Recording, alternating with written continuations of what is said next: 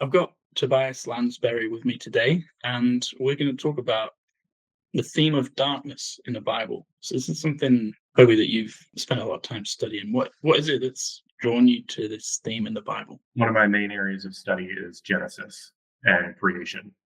And right off the bat, you get darkness was over the face of the deep. Yeah. It's and it always struck me as odd, and I explored it because it's like that's something that's pre-fall creation. That's Hmm. right off the bat. You have there's lots of things that we wouldn't think of to have before the fall, like work, rest, and darkness is one of those things where it's like right there, and it stays. There's still day and night all the way through creation. In fact, that's the cycle of how God organizes creation. So that's where it started, and just figuring out why is that there? Why is it not just there was light and then the fall? Sometimes, if you read in Proverbs or Job or something, there's a lot of light and dark imagery, and sometimes it's being used to talk about darkness is like evil and wickedness, and light is goodness and Mhm. justice. If you think about light and dark in that way, and then you read Genesis 1, you might wonder, is this saying that there's something evil before there's something good? Uh, I think there's two ways of reading it. One assumes an angelic fall happening Mhm. before that, which is one possible explanation of like, oh, if the angelic falls happened before that, all the formlessness, the chaos, the darkness, that's that. And then God creating out of that. Another reading would be that this is preparatory. This is preemptive. This is God knowing his plan all the way through from the fall to the cross and preparing the first creation, the first heavens and first earth to perfectly be ready for that entire thing from the beginning, which I don't think those are even mutually exclusive. Yeah, but with a lot of the biblical symbols, I think some of the stuff in Genesis, you have the same word or symbol can mean lots of different things. So, like with Mhm. water, and water can be life, a source of life, refreshment. It can also be chaos and death. If you have, the sea, the deep, that's a dangerous place where like dead people live there. But then a spring in the desert is a source of life. And so water has got all these different threads that you can pull and use it to say different things. Do you think that's happening with darkness? Definitely. And I think those end up all being tied together throughout the biblical narrative. A good example is storm clouds. That is water and darkness, and it's used a lot either for God's judgment or like just God's presence descending upon Sinai is a good example. It's like you've got the storm clouds, you've got the lightning, you've got the thunder.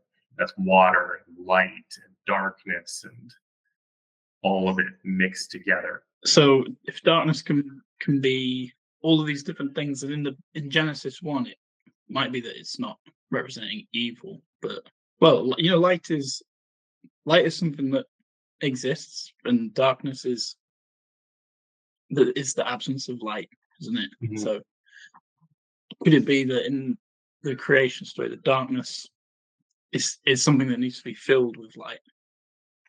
I think so. I think so. The way I like to conceptualize it in the beginning is like you've got formlessness, you've got water, you've got darkness. The image that we have at the beginning is sort of like this blank canvas or even womb. Mm, It's like that's what a womb is. It's dark. It's there's not yet anything formed in it. It's water. There's mm. all this potential for life and light and creation, but then God comes in and that's what he uses to start creation, to reveal the light. He uses the darkness to reveal the light. Yeah, bringing light into the darkness, revealing something where there's not like knowledge of it before. Yeah, I read a verse in Job where it compares miners going down and bringing these treasures under the earth to light with wisdom. Miners put an end to darkness. Hidden things they bring to light. but where shall wisdom be found? And that's an interesting image too, because in the biblical narrative, gemstones are very much affiliated with divinity and heavenly things. I think this is suggested linguistically, but also just through the culture as they're little pieces of earth that enhance light. The way they reflect light is a big part of that. So it's like you're going down into the darkness to collect these things that enhance light. Mm. Yeah, bringing light out of darkness, just like in Genesis 1. Yeah. Bringing light out of darkness. There's some passages that talk about darkness that I find kind of confusing. I was wondering if you have thoughts about them. In John's letters, he says that in him there is no darkness. God is light, and in him there's no darkness. But then in Isaiah, God says that he creates light and he forms darkness. And also he veils himself with shadows. That's just a really good example of the paradox of the incarnation. Like another good example of that is God is the highest, Elyon. He's by definition whatever the highest value or highest thing is. All things are by definition measured by their proximity to God in how high they are. Yet at the same time, in the incarnation, you have God making himself a servant, descending to earth, becoming the lowest, and even descending into death, which is even lower in reality than where we are. And it's like he's still the highest. He doesn't stop being the highest throughout the entire process. It's like suddenly the lowest has the potential to access the highest because of that. And I think it's the same thing there where God, like there's this other passage. There's a passage like the darkness is light to God. Where it's like where we see darkness, God just sees more light. Mm-hmm. Yeah, that's Psalm 139. Yes, Darkness is not dark to you. The night is as bright as day, for darkness is as light to you. Yeah. So in that, where because of God's work in creation and his omnipresence and ultimately the incarnation, you have the ability to access God even in the darkness. Like, even though we can't see the light, to those of us who have the Spirit, it's still there. God is light, and in him there is no darkness, but he has veiled himself in darkness. But from his perspective, that doesn't diminish his light. Sometimes the image of blindness is used, isn't it? That it's not it's not so much that God is not there and he's not light, but we don't have the right eyes to see that light. The veil of darkness has been put there, but for God, he still sees through it clearly. The key word there is veil. That's imagery we get, especially when it comes to Sinai. Like Habakkuk says, he veiled his power at Sinai, and then that's pointing to Moses coming down from the mountain, and his face is so bright that nobody can bear to look at it. And it was kind of the same imagery with God coming to Sinai. The people said, "We don't want to speak to God. We can't stand it. It's too much. Moses, go up and speak to him for us." So then Moses comes down. He's too bright, so he has to veil himself in front of the people so that they're not overwhelmed, which I think is a good understanding of why God has the darkness from the beginning. Is he needs to veil himself so that he can relate to us. If we were to just behold the uncreated light without the entire process of God wooing us slowly through sanctification, through his Spirit, then we would be overwhelmed. We'd be destroyed. Our finitude can't handle it. But because we become partakers in the divine nature, because we have the Spirit, we can actually become more like God, better images of him, which I think this comes back to the image, being the image of God too, where it's like that's reflecting God. The veil is so that God can reveal himself in small enough doses that we can actually handle him, if that makes sense. Yeah, there's a verse in Job 37:21 says, "No one can look on the light when it is bright in the skies. So that image of trying to look at the sun, you just you can't do it. It's going to blind you, dazzle your eyes, and you just see this brightness, but you can't see that the fiery orb itself. And then when there's an eclipse or something, everyone's saying don't look at it or it's gonna damage your eyes. But you have special glasses you can use, and then you can actually see the image that you can't otherwise see because it blinds you, it dazzles you. And so We need the moon and these special glasses just to look at the sun while it's covered up. Yeah, and even then, well, yeah, with the moon and the glasses, you can look. Otherwise, you're gonna go blind. So God veiling himself. I guess actually, you think that this is God is hiding himself so that we can see him, like a paradox. Yeah, I think that's exactly it. Yeah, Where the darkness is a mercy, so that we can actually have access to the light. yeah. I want to look something up, but perhaps you already know. Do you know the word veil, like when Moses veils his face and stuff like that? Is that the same word that is the curtain in the temple? I don't remember if it's the same word. I know that Hebrews connects them. Whether or not they're the same word, like Hebrews uses them interchangeably. He talks about Christ being broken for us, the curtain being torn, and the Holy of Holies being unveiled. Is explicitly like the veiled language is all throughout Hebrews in relation to talking about the Holy of Holies and the curtain. The curtain is one of the ways that God is veiling himself. The temple and the tabernacle, God is revealing himself to people through the place where he dwells. But at the same time, he's hidden from them as well. Because the curtain is there. So that without the tabernacle or the temple, God is not present with his people because he's too glorious.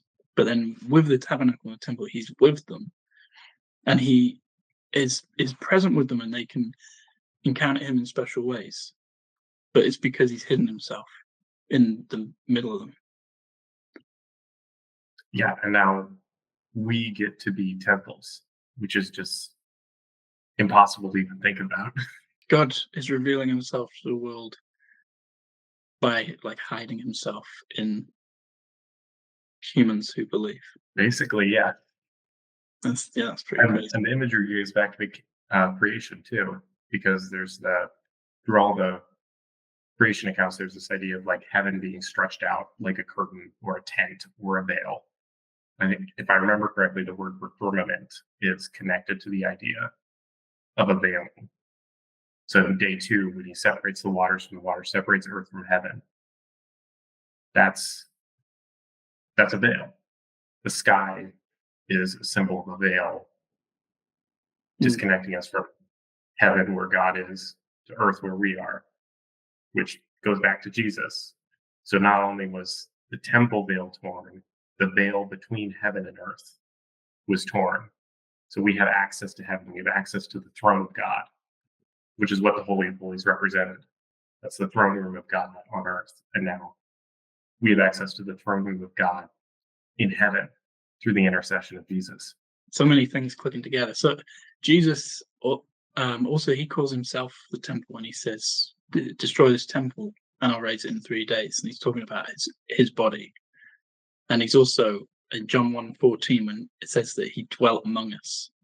That's is literally like he tented or tabernacled. He's the tabernacle and the temple. He's the place where God's presence is with his people, but then also veiled in John 1. Before he talks about Jesus tabernacling, he says he's the light, but the world didn't know him. He's the one who made all things. He's the one who illuminates humanity. and then he lives among humanity, and the world doesn't recognize him because he's veiled. He is the light, but the light is veiled. And then when he dies on the cross, then the veil is torn, and he's now going to be revealed in a way that is even more clear. And then bringing it back around to darkness. After he dies, you've got those 3 hours of darkness right there, where it's like this is to those of us with the Spirit. It's like, oh, we see Christ on the cross. That is the veil being torn. That is us having it. That is God right there. But to those of us, to those who, and I think John uses this language too. The gospel is veiled to those who are perishing. Like right there on the cross, if all you see is a would-be revolutionary who's barely worthy of a historical footnote dying on a cross outside of town, then you're in that darkness. You're in those 3 hours of darkness. You are staring at God becoming the veil so that he could reveal himself through the veil, but you can't see it. All you see is the darkness. There's another darkness for 3 days in Exodus when Egypt, one of the plagues against Egypt is 3 days of darkness. They have darkness, but and because they're in darkness, it says that they're unable to move. And then Israel meanwhile have light. That made me think about Jesus' death, because it's 3 days. Jesus is in the grave for 3 days, and they're unable to move. So they're in darkness and they can't move, which just it made me think about death. I know that darkness is often paired up with death, like in Job and in the Psalms. Light is life and darkness is death, and sometimes darkness is exile. So like light is God's presence. If you are not in God's presence, then you don't have light, so you're in the darkness. And sometimes it's talked about like God has cast you out into the darkness. And then also the light is God's presence and the darkness is exile. And then the presence is life and the exile is death. So Egypt being in darkness and Israel being in light. But like that's it's like Egypt having a taste of death for 3 days, while Israel enjoy the presence of God. Is 3 often associated with death? Because Jesus is dead for 3 days. There's darkness for 3 hours. Egypt in darkness for 3 days. Jonah is in the belly of the fish for 3 days. In those cases, 3 might be associated with witness. So you also have like the 2 witnesses in the book of Revelation, and they lie dead for 3.5 days as a witness, as kind of a legal witness to the evil of the city that killed him. And so I think it's like 2 or 3 witnesses, where the time itself is witnessing to the unrepentance of the Egyptians or of Jonah, or where it's like this is so 2 or 3 witnesses. In this case, it's days or hours, or it's. I think it might be alluding to that, where God is essentially solidifying his legal case, so that at the end, whether the people are repentant or whether they continue on in their hardness of hearts, it's like, okay, here's my legal case. Got 3 witnesses. Your case can't stand. I showed you what it was like with 3 witnesses outside of my presence, 3 hours, 3 days, and you still continued on. Okay, yeah, that makes sense. I wanted to ask you about another darkness verse that I find pretty confusing. It's in Job 38, and God talks about how he made thick darkness a swaddling band for the sea. And the immediate context, he's talking about how he set boundaries for the sea. And I understand, this kind of language of setting a boundary for the sea. God is in charge, and He has power. The sea, that is a place of danger and chaos, He restrains it. There, He creates space for life. But then, why is darkness a thick swaddling band? I don't know what that means. This is again calling back to creation. So in lots of creation accounts, and Job is just littered with creation language. It's everywhere. The creation accounts of Job, Isaiah, in the Psalms, we get this idea of God setting the borders for the ocean, setting the borders for the water, which I think alludes back to especially day 2 of creation. This is God saying, here's the potential, here's the chaos, here's the what can be life but is currently death of earth, and here's that of heaven. And in that you also have the darkness still.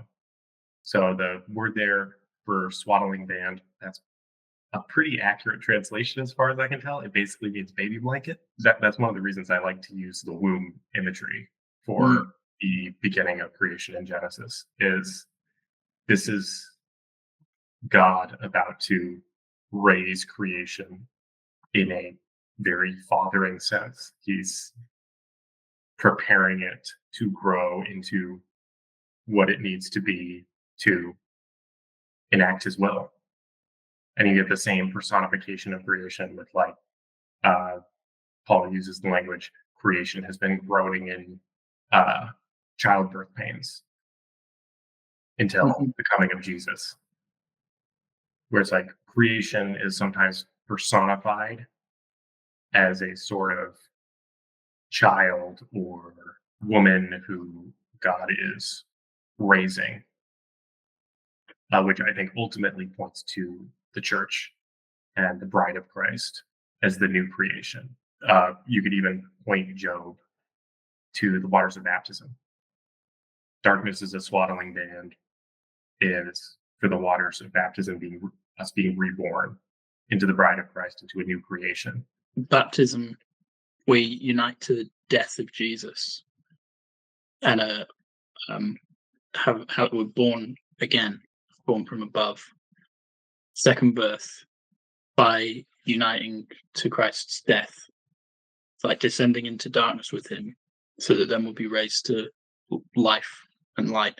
So in the same way God clothed himself in darkness, we then get clothed in darkness in preparation for being clothed in light. Clothing himself in darkness, that we talk about that being his hiddenness, which is like an act of mercy because his brightness is too dazzling for us. But the clothing in darkness is also like Jesus' death as well. Yeah. Jesus clothes himself in death and darkness so that he can rescue us who are exiled from God's presence, and we're experiencing the darkness that is God's judgment on sin. And then in Jesus' death, he enters into the darkness that is God's judgment on sin and unites us to himself, and then brings us with him in his ascension back to life and light. Where the only path up now becomes down. I'm trying to put it together in my head. The swaddling band, the swaddling band is the darkness for the sea. It is like in Genesis, the beginning of creation, the primordial state before God has separated the waters. That's like the baby creation. Mm-hmm. And before there's even light, darkness is over the face of the waters. So in Job, when God is saying, I made darkness a swallowing band for the sea, it's like, it's not that in creation God existed and this other thing existed that he was in opposition to, and so he made the light to try and fight it. But that other thing that existed was actually an act of care for the baby creation. Yes, I think that's exactly it. Where it's like it goes back to that veil imagery, where God created darkness as a way to nurture us towards him. God veiling himself because he's so bright and glorious. Darkness being a swaddling band for like the baby creation. God is showing care for it. He will bring light out of darkness, but first of all, you have to go through the darkness. And I think that again goes back to God's purpose in creation, where it's like you have two postures of darkness, where either darkness can be turned towards God's attention, where it actually becomes a tool for raising us into light, or darkness can be, and Proverbs has this imagery a lot, used for deception, used for nefarious purposes. It's like, oh, we will hide ourselves in darkness so we can sin. God gave us this darkness to raise us as his children, but then we use it for deception and for hatred and for, it's like, oh, we're separated from God, so we have this leeway to do anything we want. I think that's also part of the imagery Paul is using in 2 Corinthians, talking about the resurrection, because he compares the resurrection to coming out of childhood. Where it's like, when I was a child, I had childlike things, but when I became a man, I gave up my childlike things. So then when we're resurrected, it's like moving into an adulthood. This life is the childhood, and resurrection is the graduation. So darkness is like, for infancy, protect this, young thing that is not ready to see the light. The darkness is easily abused, so then you get all of this darkness representing rebellion and lack of God's presence and exile and death and wickedness. But it's not just wickedness. It's not this thing that exists in conflict with God, but this mercy that he has for his creation that is not fully developed. And when you get into Revelation, then there's no darkness, it's just light. So the darkness is not forever, and the problems that we associate with darkness will be removed. But there is something about the darkness that is actually God's purpose that he has in creating us and leading us from one thing to perfection. Thanks very much for sharing your thoughts on this theme with me. I found it really helpful. I think I understand darkness in the Bible better now. Some things kind of clicking as we're talking. I hope that that's the same for everyone viewing, that this was helpful meditation on you, helping you understand the scriptures better and seeing God's mercy to us, even in darkness, even in our experiences of rebellion and wickedness, ignorance. But he is powerful over all things and works good out of all things, even darkness. He works good out of it and leads us through it into life and light. If anybody wants to follow you, Toby, and hear more of your reflections and insights, how can they do that? I've got a Substack, and that's pretty much it right now. Okay, I'll put the Substack in the description and in a comment. So yeah, check out Toby's other thoughts, and like and subscribe. Leave a comment. What do you think about dark? Are there any Bible verses about darkness that popped into your mind while we were talking about this and that you want to share? I would love to read them. Thanks, Toby. Thanks, Jack.